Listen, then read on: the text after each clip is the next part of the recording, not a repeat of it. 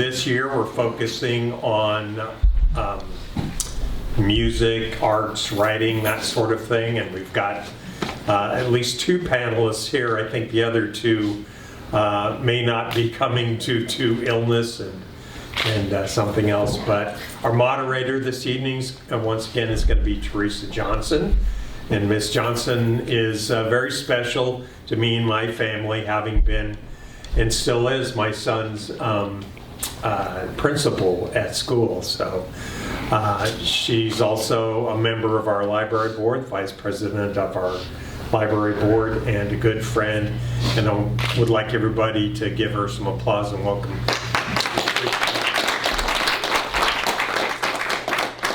Thank you all for coming out this evening, and we're celebrating the local Black experience in arts and music. And we have 2 panelists, Miss Jada Callender, if you will come forward, please. And Miss Pam Marshall, if you will come forward. And Pam's doing double duty tonight, she said. No, thank you. Judy will do it. I'll get it. Don't worry. I got you covered. And the other 2 panelists was Reverend Pete Moore, and the other one was Aaron Smith, who works at the boys' home. And he had the flu. I thought he was better, but I guess he's still under the weather. So we'll entertain questions with these young ladies here. You want me to sit by Jada or you want to sit way down here?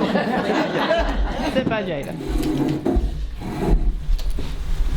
And then we'll allow time for question and answers from the audience, okay? So ladies, you may start.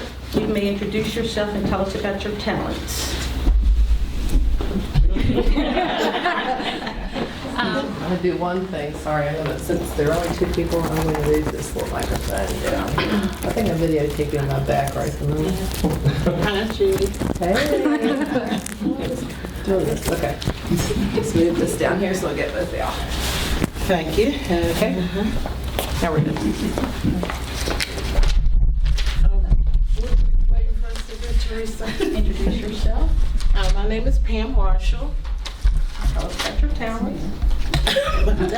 I write part-time for the Virginia Review, and I have written a couple articles for some some magazines. And I teach chair yoga at the Clifton Forge School of the Arts. Thank you. Ms. Callender? I'm Jada Callender. I'm a photographer. Been doing it since about 5 years old. And also done some art, jewelry making, and other things. Okay. And also, I'm not sure if you all know, Ms. Callender has a display out in the lobby, not the lobby, but in the library. So after that, you all may have time to look what she has on display. So would you like to tell us how you got started with that? I got started playing with my mom's camera. It was like What happened? 110, and instead of fussing at me and getting mad and taking away, she bought me my own little camera, which I still have. It was a Bugs Bunny camera. That's how I got started. Okay, now what role did music or art, well in this case the arts, play in your family and or community? None. I just always wanted to write, and I used to write little sappy poems when I was a teenager and forced my friends to listen to them. But when I grew up and started my career, that did not seem to be an option, so I went another route and actually lived a dream that I didn't know I had. And I've been fortunate enough to retire and come back and live my real dream, which was writing initially. The chair yoga, that's just a side, but that's also very important to me now that I have it. So I started taking yoga after 9/11. It was such a traumatic event in the Washington, D.C. area. We actually saw the plane descending as it hit the Pentagon. And so I'm like, what can I do? So I started taking yoga. And then once I started taking it, I developed a love for it, and then I wanted to teach. So I went and got certified. But I never did anything as far as teaching until I came back here. And I'm connected with Fred Pfeiffer, who's also a yogi. and I stepped into his class as he left the area. And so now that's become a part of my life, a very important part. So And where are those classes being held? at the School of the Arts on Thursdays from 11 to 12. One of my students is here today. Right here. And those ladies love it. I'm the baby in the class. I think my oldest is 90 or very close to 90. Marion, she used to be a nurse up at the hospital. And I'm the baby in the class in my late 50s. So it's very good. It's a spiritual, it's more internal than external. Because when people come, they say, is yoga going to make me lose weight? No. It's going to make you more, not the yoga I teach, there is a power yoga that you can lose weight, but it just makes you more conscious of what you're putting into your body. Okay. Ladies, do you see your art has been an investment or something to pass down to future generations? Why or why not? I hope it's an investment to pass on, because the world is changing so much, and especially with photography, you're literally capturing time. What has happened at that moment when you snap the shutter, will never occur again. So I hope it's something that would be passed down and looked on in future generations and wondered how, we existed. And where else do you display your work? I have entered in the Arts and Crafts, Allegheny Hounds Arts and Crafts Center. I've done a couple of their contests with the Photo FX. Some of my pictures were selected for the Chamber's Uniquely Allegheny calendar. I've had a couple pictures used for books and magazines. So. Are these local or within the United States? Within the United States, most recently Stuart Goodwin chose one of my pictures to be the cover of one of her books, The Secret They Kept. So. Great. And does it? They could do it.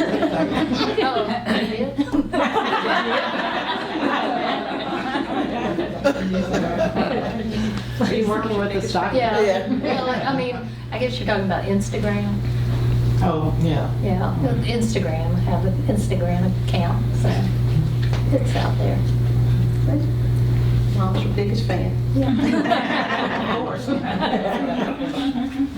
Can you Do repeat you the see your question? art has been an investment or something that you will pass down for future generations? Why or why not? I would imagine, I don't know what an investment it is, because I thought I was going to be trained, and when I went to the newspaper, I started Monday, and the Clifton Forge was holding a council meeting Tuesday, and they said, you're going to go out there and get it. I'm like, well, if somebody could come with me.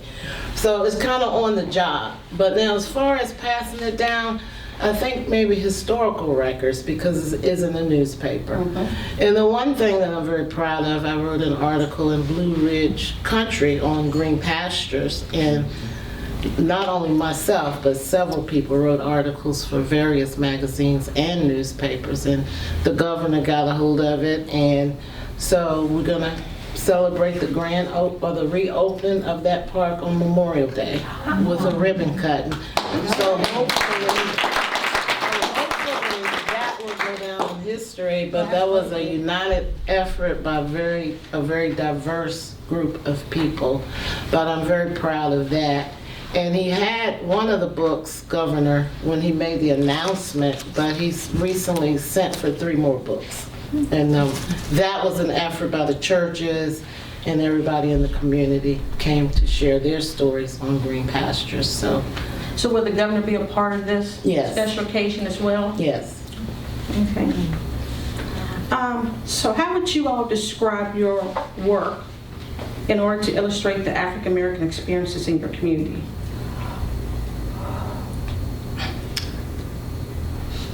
Tough question. That is a tough question, because you see it's so limited.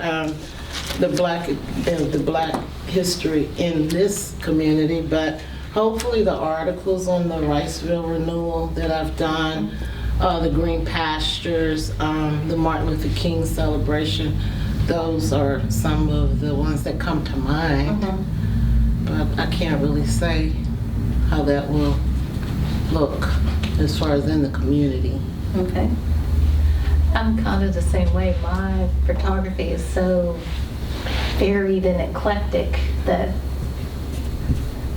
yeah, I've never really thought about how it impacts the community, because I think of the whole area as my community, not just the African American section of it. But, Okay, this is piggyback upon that as well. What are your thoughts as to why the accomplishments of the African American artists, past or present, may be unknown or overlooked by young artists as yourselves? I think it's just because we're smaller numbers. You know, especially being black and a female, you know, with photography is dominated by men. So, you know, I'm sort of a subclass within a subclass of a different genre. But I think it's just because we're just such a small group that, you know, you don't get the notice or the accolades that you would if you were part of something bigger. Can you repeat that question? So what are your thoughts as to why the accomplishments of African American artists, past or present, may be unknown or overlooked by young artists? Well, I would have to say it's our fault. Our generation, apparently we haven't repeated or shared our history enough, I guess. I really don't know what the answer to that, because I lived in D.C. for 35 years, and that was 80% black when I went there. So when I came back here, it was kind of shocking to see the town has not made a lot of progress, in my opinion, is where diversity is. I'm not sure why. And I do know last year when I tried to do some research on black contributions to the town council, I was unable to find a lot of those records, and they told me that the newspaper has suffered a fire many years ago and lost a lot of those records. So I'm not really sure why we're not getting our history out to the new generation. But Brandon is over there. Maybe he can join the panel and answer that question Brandon? for us. Like, no. Hey, there you go.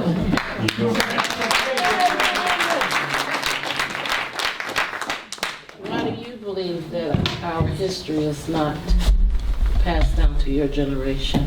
Or is that the question?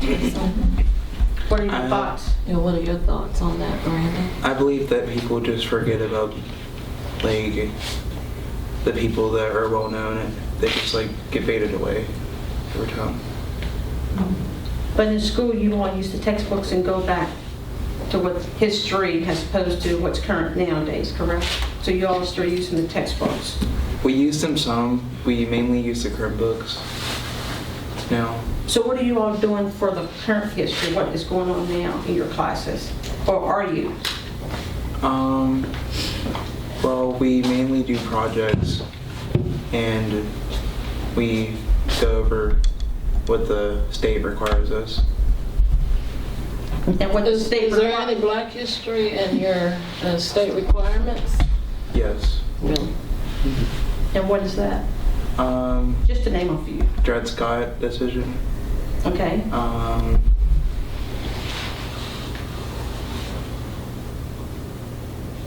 I can't really think about it. Yeah, because it's not there. And I know when I graduated from Clifton Forge High School, and our black history was very limited in our learning. And we really didn't learn our history till the Roots program came out, and which was kind of sad. I don't know where that lies on. I know our parents, our forefathers, were very good at sharing stories. So somehow we have dropped the ball, I guess, in the boomers, the baby boomers. So with that oral history, what you got from your Yes. parents and your forefathers? And grandparents, mostly grandparents. they would tell you the story. But we don't do that much anymore. I know I don't with my child. Brandon, what would you like to see? I'd like to see the schools engage more with the, not just Black history, but just like diverse history in general and the culture. So do you think with the panelists here, we're headed that way, or we still have a long way to go? I think we're getting there step by step, but it's still a process. Okay, then would you be willing to serve on a committee like that? As one? I know Brandon. Would you like to serve on something like that? And Or would you like to think about it? I'll probably think about it. Okay, Ms. Calendar, anything else you would like to share with us? Ms. Marshall? nothing. I'll think of it later and I'll. Okay, now we're gonna open up to the audience. Okay, good. Good. All right. Can I start by asking our Vice Mayor, have you ever thought about setting down on paper your experience with the Green Pastures project? The things you've learned, the things you've experienced in this whole process, maybe seeing if you could put this down on paper in the Virginian Review and maybe put together some type of book on the experience and talk about the significance of Green Pastures for the African American community so that others like Brandon can take and learn about it, learn about your experience in getting this taken care of at the state level. No, I had not thought about that, Mike, but now that you mention it, it's a good idea. But I tell you, it came in so many pieces. We were just out there trying to use the park, and then we started trying to clean the park, maintain the park. I think the boys' home came down to help us. And it just grew, and it started at some Good Samaritans. They called themselves Friends of Green Pastures. And then when I got involved, I wasn't a member of council. And then we got the churches involved. And then it turned into, of course, we were working with the federal government, the United States Forest Service. So you had a local, state, federal government, and it was just so diverse. It was, but looking at it from your angle, it is a good idea to write that down. There was so many pieces, so many stories, so many articles, so many feet on the ground, manual labor. It was a lot involved in that project. But and I think it would mean a lot to the people that have participated in it as well, to hear their story told for their piece of this. well, their stories are told in that book. Right. I wish I had bought a copy of that book. A lot of people did come together, white, black, which was also very diverse, and shared their stories and their personal experiences with the park. Because I didn't know that was a segregated park, because I grew up in the 60s. And so when we went... Segregated in the 60s? I'm sorry. Well, late 60s is what I remember. We were not... I didn't know it was a segregated park. Because when we went, white people were there. But I didn't realize until recently they were in the front of the park. We were in the back where the water was. Don't you remember that, Rosalind? Because we used to go together, her family, and we would see the white kids as we were driving to the beach part of it. So I didn't realize it was segregated. But now, it is a big issue. You know that story of Green Pastures? Brother, I'll tell you about that. Well, that is a good idea, Mike. But it would take a lot of people coming together for that project. Yes, ma'am. Were you the one who involved the governor, or how did that happen? The county, when the county got involved, the Board of Supervisors, we wrote letters. A lot of people, we just wrote letters to the governor. And Terry Alston, who's a delegate, he's Republican, I believe. See, it was Republican and Democrat. This was very big. Terry Alston got on board, and then Senator Deeds, who's a Democrat, And they actually took it to the governor. And so is it opening up again as a state park? How is it? opening? The Forest Service has given it over, or will be giving it over to Douthit State Park. Okay. It will become a satellite park of Douthit. But they will have 2 rangers permanent. The first year is going to be restoration. And then in this next year, they will have 2 rangers permanently assigned to green pastures. But it will be an outpost of Douthit. And will they have interpreters do programs over there? I have no Because that's a idea. great way of getting the history out there on a continuous basis. That's a You good know, they idea. do, I mean, I was an interpreter for one summer at Douthit, and we had history programs on Douthit, so you know you can do your history. And I met the Boy Scouts down there. They wanted to come down and learn about it. So I went down myself and Steve Nicely, who was the Samaritan that mowed the lawn down there and cleaned it. Him and his sons tried to repair the roofs of those buildings. He and I met the Boy Scouts down there and gave them a history about it. And they did their little Eagle Scout, I think, project down in Green Pastures, and actually they camped down there. So it's so many people. See, I had forgotten about the Boy Scouts. It was a very large, diverse project. Other? Jay, what is your favorite subject matter to take pictures? And also, were you trained in any way, took classes, whatever? Your work is phenomenal. It is. Very good. It is. My favorite has changed over the years. Primarily, I like landscapes because I like being out in nature. We've never really had any formal classes. A lot of trial by error and reading and learning. I've had a few photographers that have, given me advice.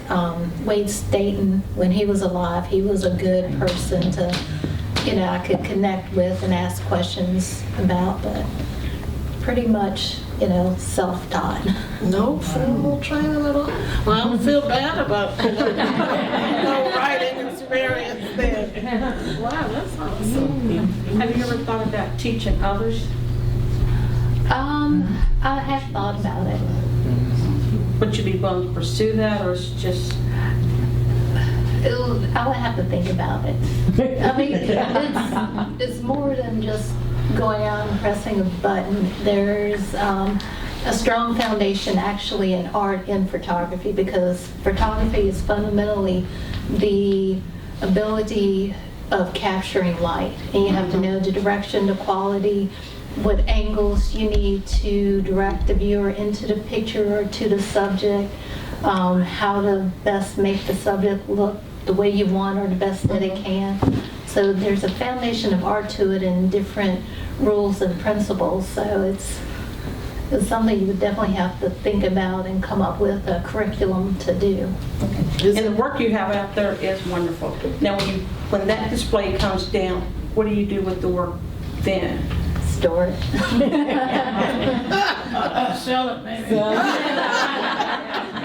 Now, they say that you have to have an eye. Is that what you're talking about when you say bring the people into the picture? The eye is more or less your ability to recognize what could potentially be a good subject or a good situation. Some of it's natural, some of it's through training. I think it's kind of 50-50 whether you're born with it or not, but I think the people who aren't born with it can learn it. I want to know if you have or your mother has in storage some of the pictures that you took at 5 and 7 and 9 to kind of see the progression. It would be fascinating. She does.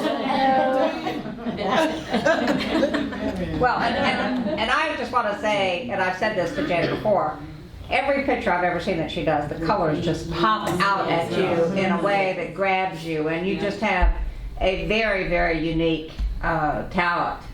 And she occasionally does her own calendar too, that is That's true. beautiful as well. So we are very blessed to have her in the community. We are. We are. Jada, is your work catalog? Do you have a catalog of your work? I do have an online gallery through Fine Art America. I'm slowly adding more stuff to it. Fine Art America. FineArtAmerica.com. Are you copyrighted? Is your stuff copyrighted? With photography, you're automatically, as a photographer, a lot of people don't know by law, when you snap a picture, you automatically copyright it. You get extra protection if you submit it to the Copyright Office, because if anyone violates that copyright, you could take them to court and get up to $20,000 per violation. Right. I work intellectual property. Yes. That's why I asked about the copyright. Yes, so technically, anytime you snap a picture, whether it's on your cell phone, you know, real camera, or even using somebody else's camera, that is your intellectual work. But in order to prosecute, you have to have it. You don't have to have it? You get more money if it's copyrighted through the U.S. Copyright Office, but you can't prosecute. Okay, all right, I didn't know. The FBI is coming out. I just remember when FBI stood up intellectual property, that's the problem we had, because when we would go to the person and say, did you download these DVDs? They said, we didn't know it was a crime. Right. So then we had to redo our statutes, so that's why I asked. Yeah. I am, and I think you're being a little modest, you and your group, for Green Pastures. Y'all did a wonderful job there. Yes, I we never did. in my born days, I used to go there as a kid and picnic and everything, thought that would be redone or fixed up. You deserve, you're really being real modest, you and your group. Thank you. And you have a very special talent. Thank you. Get it out there and have people see it. And I think we need to say thank you.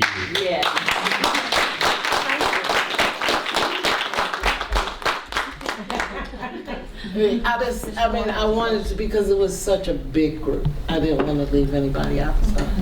I want to know, Pam, the different types of yoga that you're teaching there. Roz and I are previous students. Yes, you are. It started in the church. It started in the church. And then it progressed too much for me. Yeah. But anyway, what are the different types of yoga you're in? There are many different types of yoga. I teach Hatha yoga, and that is, most people are familiar with vinyasa flow. You just go to the class and you flow through the poses the entire class.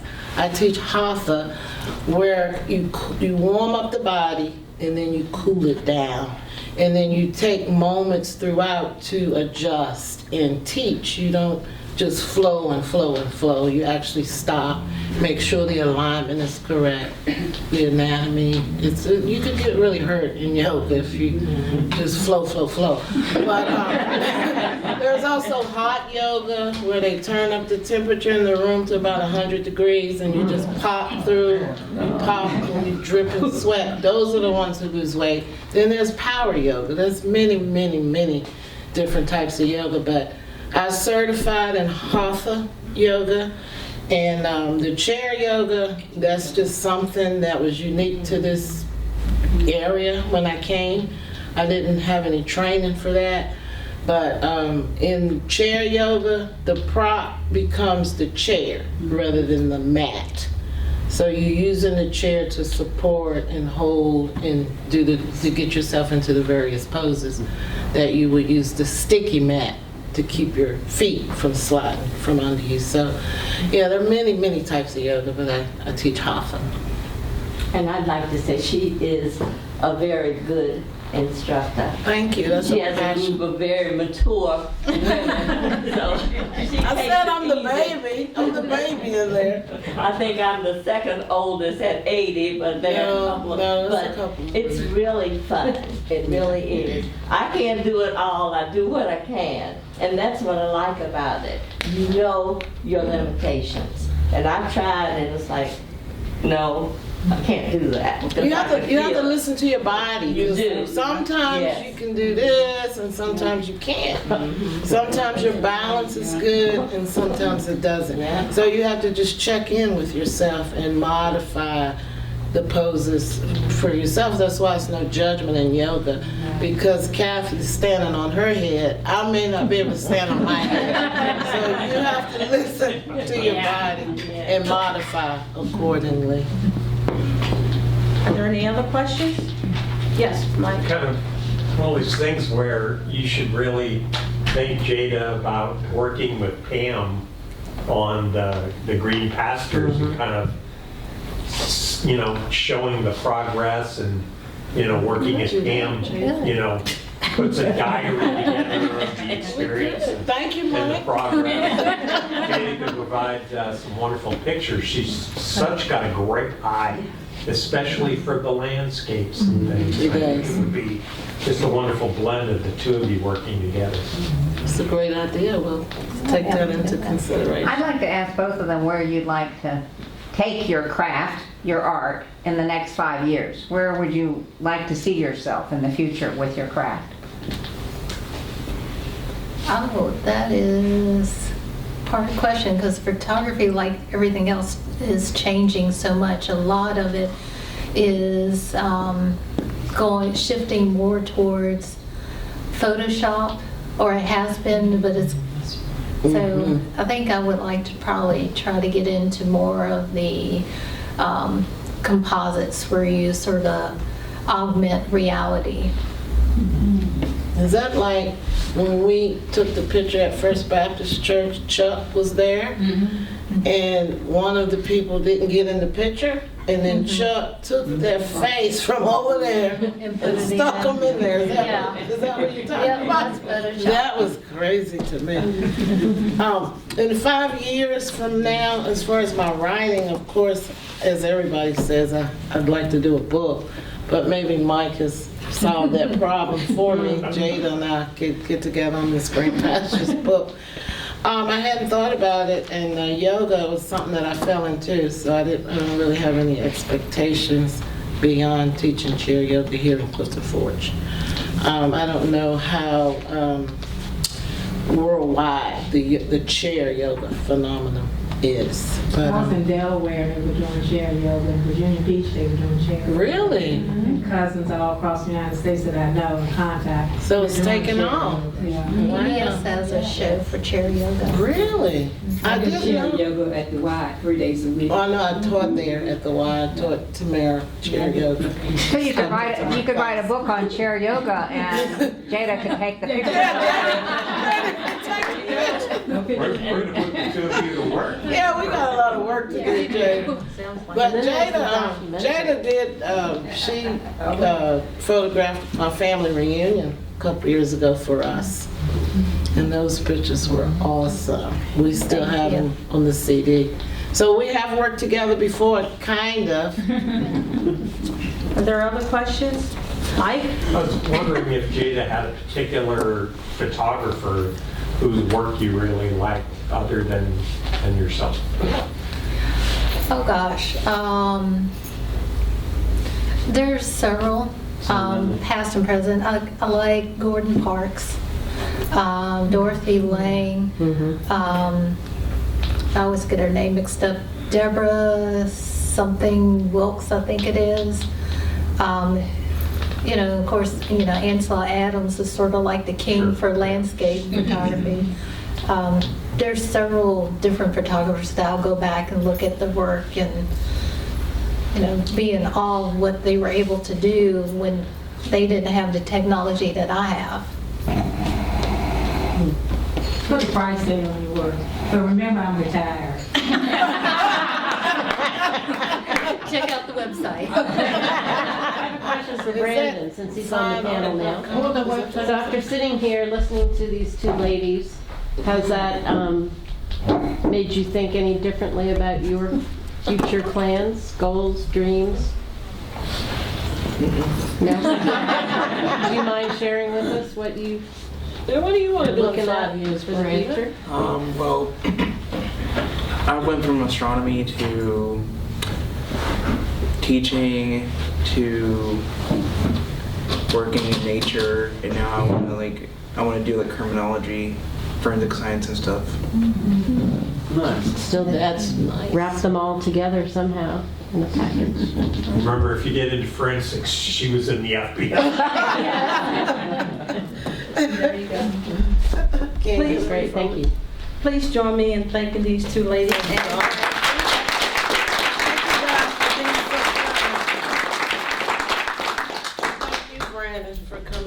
to join us. And this